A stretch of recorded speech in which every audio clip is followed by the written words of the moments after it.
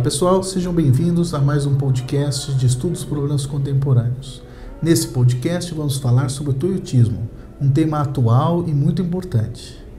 Nós não vamos falar do toyotismo de uma maneira geral, muito global, abrangente. Vamos falar de alguns aspectos que, no meu entender, são os pilares do toyotismo. Primeiramente, vamos falar sobre a tecnologia.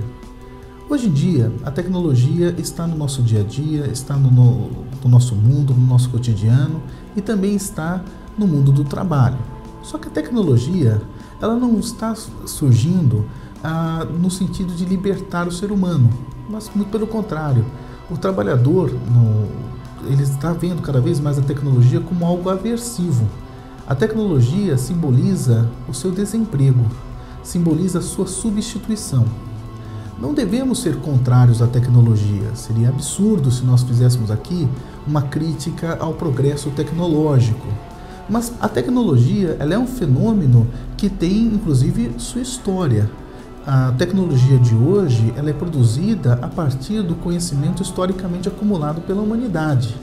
A tecnologia, assim, é, então, um fenômeno social. Muito embora seja um fenômeno social, ela não é disseminada por toda a sociedade, mas apenas aos donos dos meios de produção.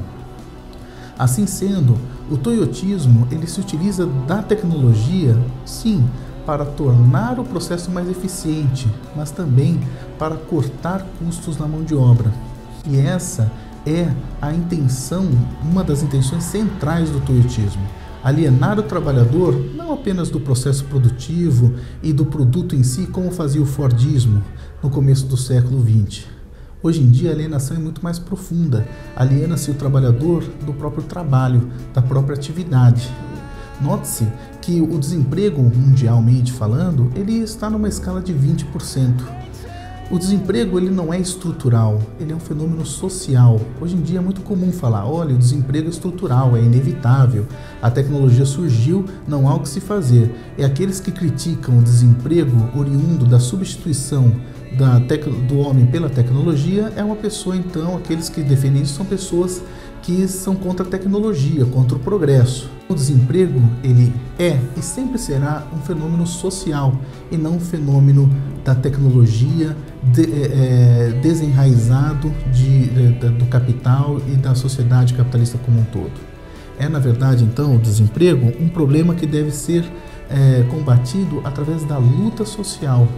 O toyotismo ele traz então a tecnologia sob uma perspectiva da inevitabilidade. É inevitável a tecnologia e como a tecnologia é inevitável, as suas consequências também são inevitáveis. Então o desemprego é inevitável. Se nós formos ver bem, isso daí na verdade é um discurso ideológico.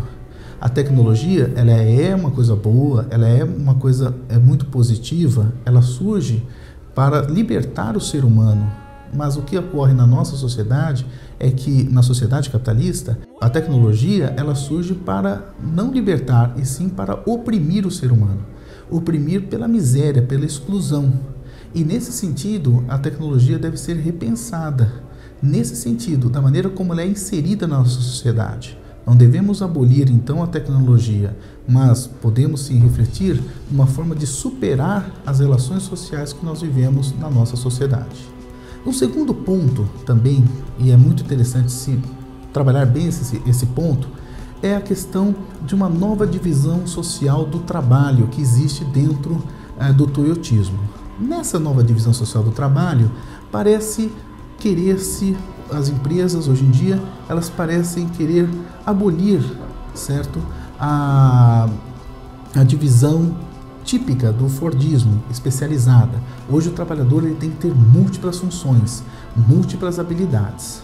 Veja, dessa forma, até saliento, tem autores que escrevem livros e a imprensa também divulga muito isso, de que esse novo trabalhador com múltiplas funções, com múltiplas habilidades, é um trabalhador inclusive mais qualificado. Bom, como veremos, isso daí não é nada mais, nada menos do que uma conversa ideológica, falsa. Não à toa que o toyotismo ele vem junto com a decadência educacional da sociedade. Hoje em dia, nós vivemos um momento de decadência da educação. Então, como podemos falar num profissional mais qualificado numa época de decadência educacional? Então, o que de fato causa o que é esse trabalhador que tem múltiplas funções? O que é esse trabalhador que ocupa múltiplos cargos e tem múltiplas habilidades? Nada mais é, nada menos é do que o trabalhador que é multiplamente explorado. Antigamente, o trabalhador ele tinha um trabalho específico, ele se especializava nesse trabalho e realizava. Hoje em dia, o toyotismo traz uma nova concepção.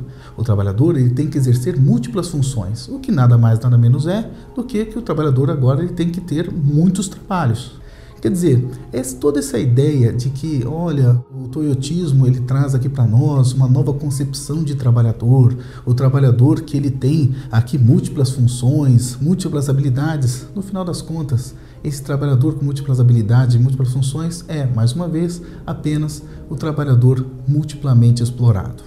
O autogerenciamento também tem se dito muito, olha, é importante que cada grupo na empresa se especialize e também se responsabilize pelos resultados da empresa. Basicamente, isso daí é bem simples. Como funciona, como se opera a concepção do autogerenciamento? Simplesmente assim. Se você e seu grupo tiverem bons resultados, perfeito, você permanece empregado. Esse é o seu grande prêmio, você permaneceu com a sua posição. Agora, caso você tenha tido aqui maus resultados, bom, então infelizmente você vai perder seu emprego. Por que você teve maus resultados? Essa é a questão que se faz. Antigamente a questão ela era muito mais direta, talvez até mais sincera. A empresa tem prejuízo, vamos cortar o pessoal. Hoje em dia, com a ideia do autogerenciamento, mistura-se aí também essa nova concepção de trabalhador que tem que ser positivo, múltiplas habilidades, aceitar múltiplas inteligências. Trabalha-se aqui também um outro aspecto, que é da responsabilidade pelo resultado. Veja, quando há lucro, o trabalhador ele tem que ser presenteado por não ter perdido o emprego. Agora, quando a empresa dá prejuízo, ele deve ser punido, a culpa é dele. Então, isso é colocado no universo do trabalho,